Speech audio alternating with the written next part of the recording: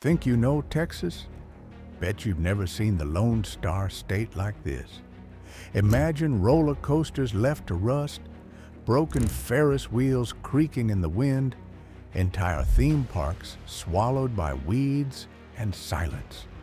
I'm talking about Texas's abandoned amusement parks, ghostly relics of laughter, excitement, and heartbreak, all lost to time. But what really happened to them?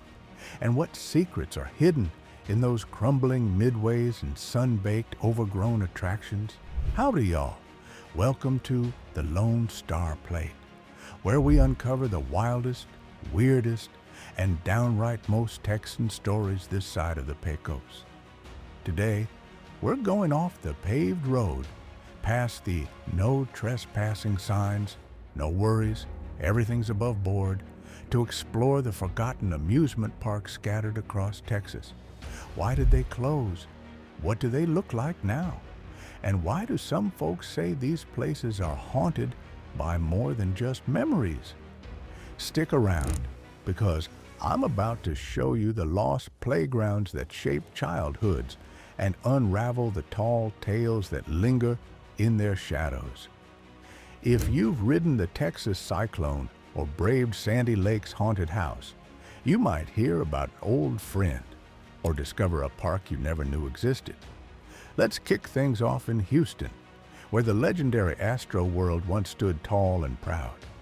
Opened in 1968 by local billionaire Judge Roy Hoffhines, this place was a Texan wonderland. Imagine, over 75 acres of rides, games, and concerts right across from the Astrodome. Folks from all around would pile into station wagons to see the Texas Cyclone, the Alpine sleigh ride, or to eat funnel cakes till it burst. But in 2005, Astro World shut its gates for good. Why? Some say it was Six Flags' financial troubles, others blame the pricey real estate, but for thousands of Houstonians, it slammed the door shut on a piece of their childhood. Today, the lot is nothing but empty concrete, with a few old footers poking out like bones. On foggy mornings, some folks swear they can still hear the laughter echoing off the freeway. Now, if you travel north to Dallas's outskirts, you'll stumble across the remains of FunFest, a 1970s mecca for families craving log flumes and tilt-a-whirls. FunFest opened with a bang, but quickly faded, unable to keep up with the competition. Vandals in the Texas heat took their toll. Nature climbed over the fences, turning kiddie rides into islands of rust and twisted metal. Standing there today, it's like stepping into a time capsule, a place where the music stopped mid-song. Fact is, every big city in Texas had at least one of these magic kingdoms. In San Antonio, Playland Park once drew crowds with its famous rocket roller coaster, a white wooden giant that rattled and shook riders into hysterics. In its heyday, Playland was packed every Saturday, the air thick with popcorn and diesel fumes. But as the city grew, so did safety codes, insurance rates, and competition from bigger, shinier parks. By the 1980s, Playland was just an empty shell. The rocket outlasted the park, getting sold off and moved to Pennsylvania. But the footprint of the rides is still visible if you know where to look. Little mounds in the earth, a rusted fence, the faint smell of cotton candy in the breeze. And who could forget Joyland in Lubbock?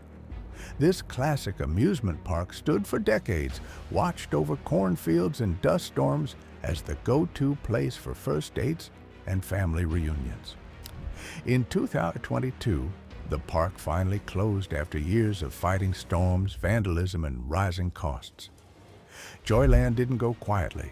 On closing day, folks from all over West Texas showed up to ride the Galaxy coaster one last time, grabbing bricks and wood pieces for souvenirs.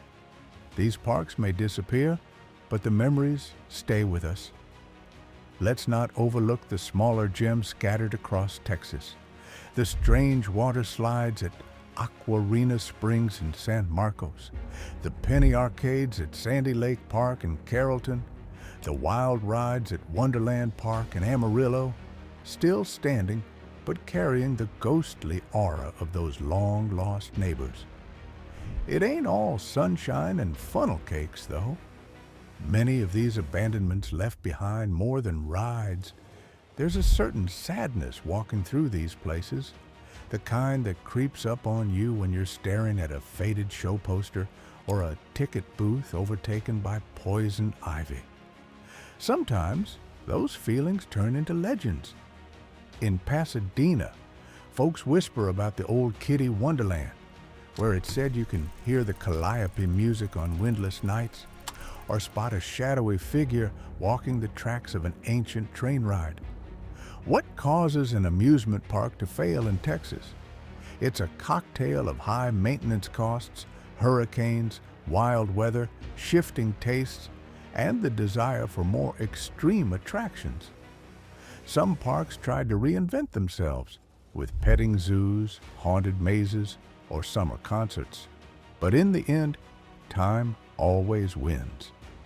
If you want a wild stat, over the last 50 years, Texas has lost more than 20 major amusement parks, not counting all the carnivals that drifted through small towns like passing clouds.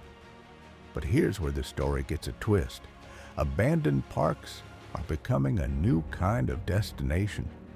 Urban explorers, YouTubers, drone pilots, and nostalgia seekers come hunting for a glimpse of faded signage, graffiti art, or a sunken merry-go-round.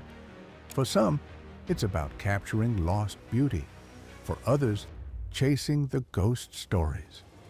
Some developers have even turned these parks into new community centers, RV parks or apartment complexes quietly erasing the tracks of laughter and thrill. Now, I want to hear from y'all. Did you ever visit one of these legendary Texas parks before they closed? Which ride was your favorite? Or which place do you wish you could have seen before the bulldozers came? Share your stories and memories in the comments below.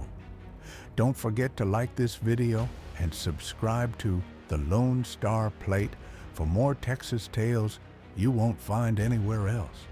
Whether you grew up with the rattling coasters and neon lights, or just enjoy a good ghost story, there's something about abandoned amusement parks that pulls at the heartstrings. They're a reminder that even the wildest rides come to an end, but the spirit of fun and the memories live on in every Texan. Until next time, keep your boots dusty, your barbecue saucy, and your mind open for the next adventure. This is the Lone Star Plate signing off. Y'all come back now, you hear?